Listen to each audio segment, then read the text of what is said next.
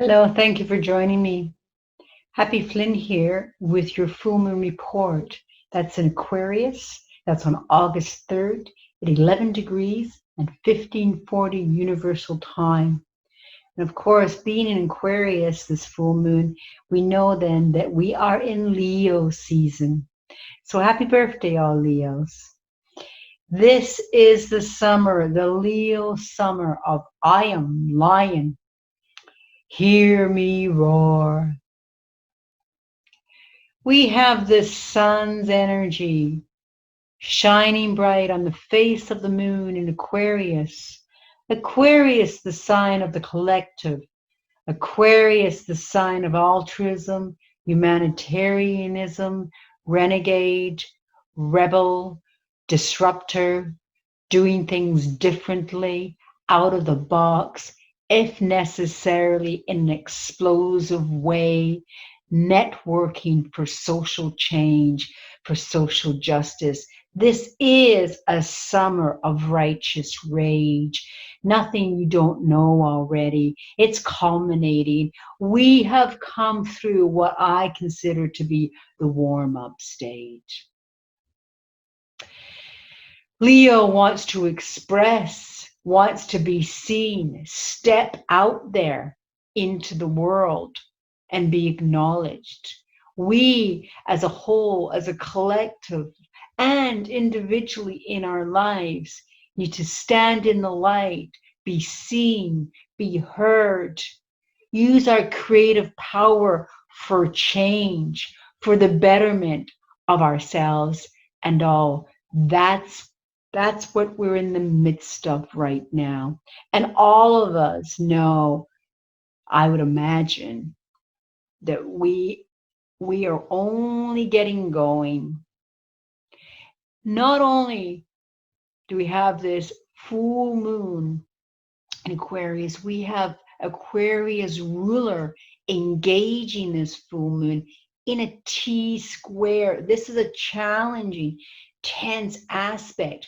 If you look at the little chart there, you see that gray triangle. There's that T square. So Uranus is imbuing its power to the sun and to the moon at this time.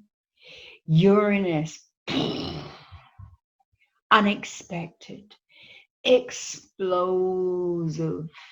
innovative, taboo.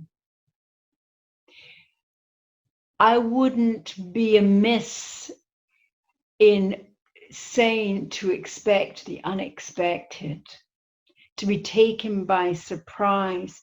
And I really hope it's a surprise that makes us feel good about these seismic shifts that are occurring, rather than feeling more explosive trauma. Uranus is in Taurus, it's Earth.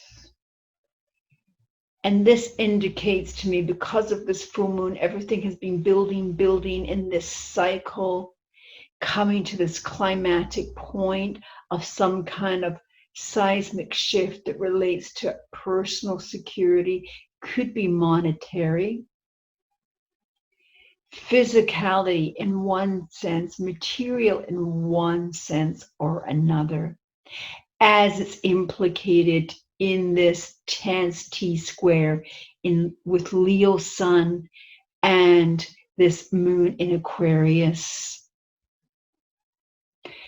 We have also, in this new full moon, we have Mars featuring making contact to Jupiter. Jupiter is going to expand, perhaps make excessive the synergistic energy between Mars, the warrior, fired up in its own house, sitting between Eris, goddess of discord and war, the scorned goddess who is kin to Mars. And on the other side, this she devil temptress Lilith, There's a lot of fierce feminine energy rising now in utter outrage. Mars is the sharp point of the knife. Personally, we have to be mindful that we do not allow ourselves to go to excess with whatever righteous rage we might be feeling. Whatever ways we want to carve our path for ourselves in the future. This is a culmination of an old cycle, and now we're going to move into this sort of resolve, take stock to initiate a new phase. We also have Mercury. Mercury is opposite Saturn. Mercury, our voice, communicating, learning, understanding. This tense dialogue with Saturn, authority, governance, military, police. It's all in play. Right now, Mercury is in Cancer. Cancer is soft, compassionate. We are speaking out for compassion. We are speaking out to take care of our earth, our home. Cancer is our home. But Mercury is going to be heading into Leo. And the voice is going to be more of a roar. In saying this, I don't want to sound negative. But we can all see it's at play right now. But what we need to remember is that things sometimes do, and right now is getting worse before it gets better. But Aquarius is the future. It's liberation. And we are in a uprising for our freedoms, for our life, for the well-being of our world and our children. We have also involved in this Chiron, making a trine to the sun. Ultimately, this is us needing to heal. It's like the Band-Aid being torn off. It's not an easy.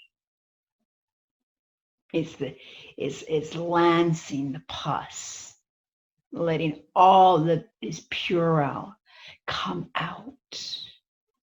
Because we also have that Chiron there in Aries, the scalpel, cutting open, letting all this puerile come out. And of course, we have Pluto that is right beside, by only a few degrees, beside Jupiter, nestled between Saturn and Jupiter. So there is influence there. This whole great gathering in Capricorn is the overseer of everything that's going on. It's getting close, so in terms of moving through Capricorn. Next year, Jupiter, Saturn will be out. The shift will have happened. There'll be some years of working with that shift. But with Pluto there beside Jupiter, making that aspect to Mars and Aries, and with Chiron in there, this is the pain that we have to go through in order to let all this puerile come to the surface.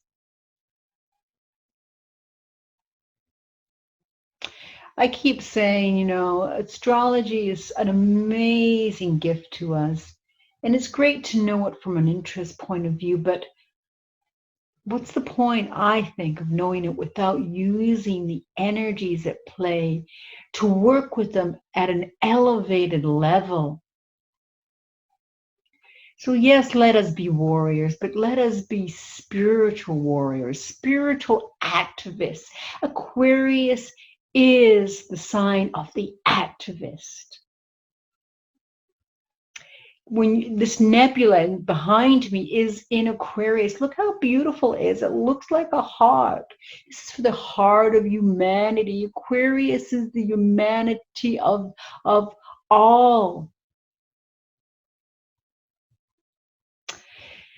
So we keep riding this rough wave, but let's just keep looking to the future as Aquarius is the new age we're moving into, and knowing it's going to be, we're leaving behind, we're sloughing off, we're moving into a beautiful, brighter future.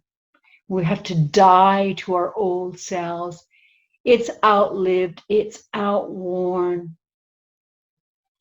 Keep your heart's focus on the beauty of the future that is promised in the age of Aquarius.